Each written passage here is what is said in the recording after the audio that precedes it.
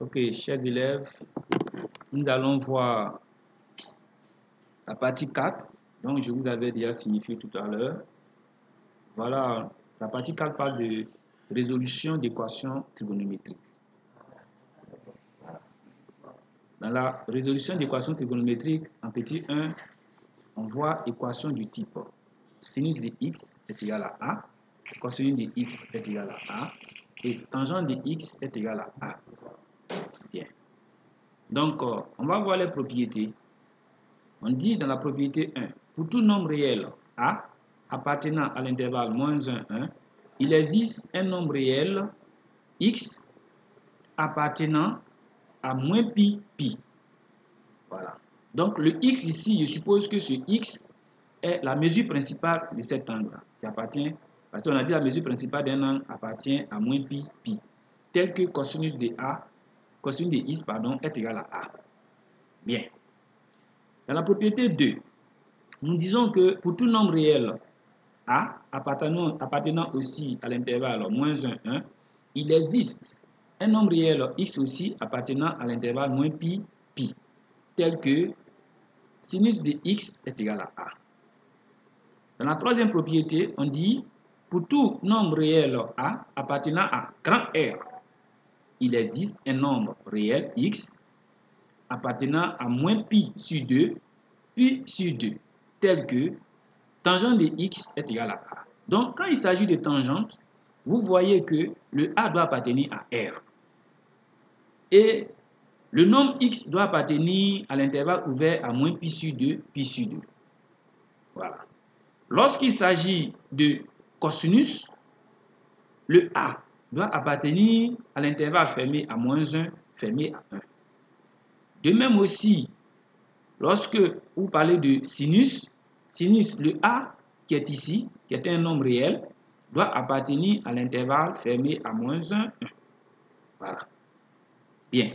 Donc, nous allons tout de suite faire la démonstration. Comment est-ce que nous pouvions calculer cosinus de x est égal à a.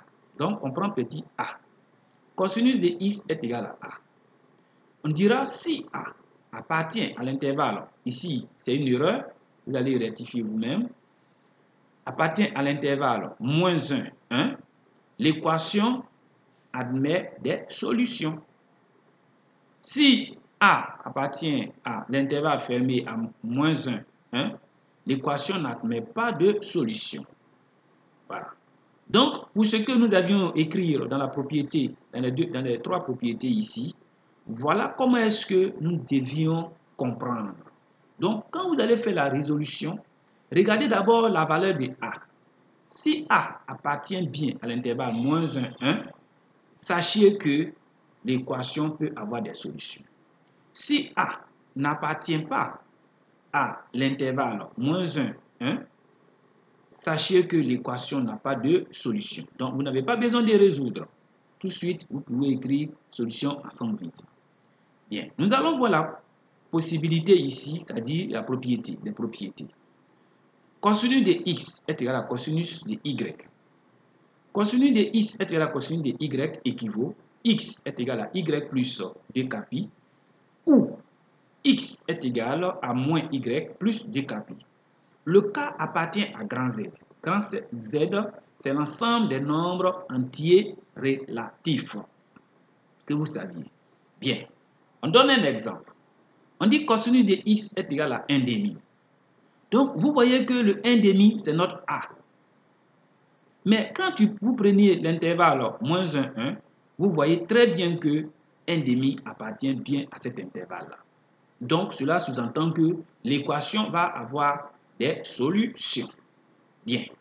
Donc, on va dire, pour qu'on puisse mettre sous la forme de cette propriété, vous voyez bien qu'on a dit cosinus de x est égal à 1/2. Donc, voilà notre a. Mais comment savoir si ça peut se mettre sur la forme cosinus de x est égal à cosinus de y? Donc, tout de suite, vous devez savoir que dans le tableau trigonométrique, on sait bien que cosinus de pi sur 3, c'est 1/2. Donc, cela peut se mettre sur cette forme-là, déjà. Cosinus de x est égal à cosinus de y. Donc, vous aurez cosinus de x est égal à cosinus de pi sur 3. Donc, dès l'instant que vous aviez, vous dites cela équivaut à écrire ce que la propriété que vous avez vue au départ. Vous dites x est égal à pi sur 3 plus dkpi. Donc votre y, c'est lui qui est pi sur 3.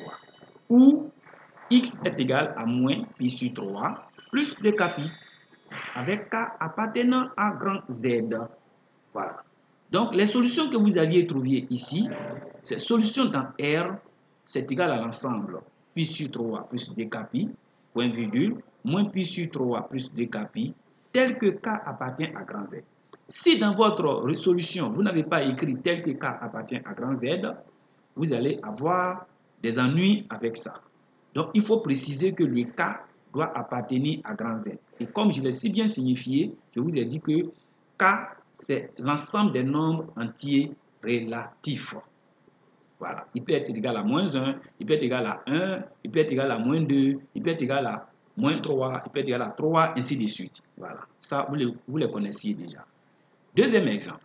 J'ai bien dit cosinus de 2x est égal à racine de 3 sur 2. Vous voyez encore que racine de 3 sur 2 appartient bien à l'intervalle moins 1, 1. C'est votre A. Donc, on a encore des solutions que nous devions montrer. Bien. Mais il faut que cette fonction qui est là puisse se mettre sous la forme cosinus de x est égal à cosinus de y. Donc, je dirais, quelle est l'angle dont le cosinus est égal à la racine de 3 sur 2? L'angle dont le cosinus est égal à la racine de 3 sur 2, c'est cosinus de pi sur 6. Donc, je dirais cosinus de 2x est égal à cosinus de pi sur 6. Donc, cette formule que vous la connaissiez équivaut à dire que 2x est égal à pi sur 6 plus 2kpi. Ou 2x est égal à moins pi sur 6 plus 2kpi avec k appartenant à grand Z. Bien. Donc, ici, c'est le x nous voulons. Mais x a un coefficient. Donc, ce coefficient va diviser. Ici, ça va diviser pi sur 6. Et puis encore, ça va diviser 2pi sur 2kpi. Donc, en prenant le x devient pi sur 12 plus kpi. Parce que le 2 qui est en haut, et puis il y a un 2 en bas, s'en va. Bien. Ou encore, vous allez avoir x est égal à moins pi sur 12 plus kpi, tel que k appartient à grand Z. Donc, dans votre solution, vous aurez pi sur 12 plus kpi, moins pi sur 12 plus kpi, tel que k appartient à grand Z. Je vous ai bien signifié que dans la résolution, lorsque vous finissiez et que vous voulez écrire la réponse de la solution, vous ne devez pas oublier le k qui appartient à grand Z. Parce qu'une fois oublié, ça va vous retrancher des points. Voilà. Donc, dans un exercice, si vous faites, ou bien dans une évaluation, si on vous donne des exercices sur ce que vous avez vu sur la propriété cosinus de x est égal à cosinus de y, n'oubliez pas le kpi. Et n'oubliez pas aussi que k appartient à grand Z. Bien. Donc, nous sommes un peu à la fin de notre cours, mais il y a encore d'autres exercices que je vais vous donner comme exemple. Ici, par exemple, on dit cosinus de x est égal à 0,1. Mais quand vous prenez a, votre a c'est 0,1. Mais vous voyez que 0,1 appartient bien à l'intervalle moins 1, 1. Donc, il existe un nombre réel tel que cosinus de alpha est égal à 1 parce que ici, 0,1 n'est pas dans le tableau trigonométrique. Donc, vous ne pouvez pas trouver cette valeur-là. Donc, vous estimez 0,1 comme alpha, comme peut-être que cosinus de alpha est égal à 1, comme ça. Voilà. Donc, votre cosinus de alpha, c'est 1. Donc, c'est une valeur que vous avez donnée à 0,1. Donc, vous revenez, vous écriviez que cosinus de x est égal à cosinus de alpha. Or, cette formule vous donne x est égal à alpha plus 2kpi ou x est égal à moins alpha plus 2kpi, tel que k appartient à grand Z. Bien, donc ici, la solution, ce serait solution dans R, c'est alpha plus 2kpi, point virgule, moins alpha plus 2kpi, tel que k appartient à grand Z. Deuxième partie, on vous dit cosinus de x est égal à moins 2. Regardez bien moins 2, votre A, c'est moins 2. Moins 2 n'appartient pas à l'intervalle moins 1, 1. Donc, il n'existe pas de nombre réel. Donc, comme il n'existe pas de nombre réel, alors solution dans R est égale à ensemble vide. Voilà. Donc, nous sommes ici au terme de notre cours. Vous verrez après des exercices qui vont suivre. là, vous allez pouvoir travailler tranquillement avec ces cours-là. Donc, bossez bien les cours et regardez bien les applications qui vous ont été données. Je pense qu'avec ces applications, vous sauriez quand même faire des exercices qui seront à votre disposition un peu plus tard.